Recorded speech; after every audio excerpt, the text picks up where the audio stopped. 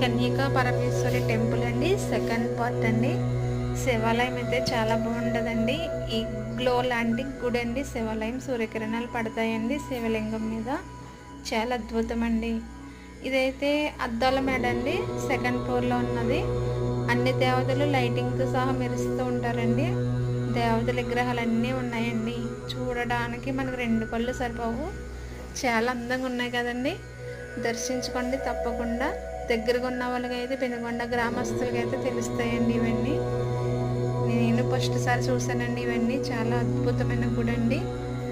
స్వామివారిని అయితే ఇంకా మెరుస్తూ స్వామివారిని దర్శించుకోవచ్చు. పక్కనే మరొక శివాలయం కూడా ఉన్నది. అందులో వినాయకుడు నవగ్రహాలు గుడులు ఉన్నాయండి. తప్పకుండా కన్యకా అమ్మవారి దర్శనానికి వచ్చిన వారు తప్పకుండా ఈ 3 దేవస్థానంలో దర్శించుకోండి. చాలా అద్భుతమైన గుడి అండి. నచ్చితే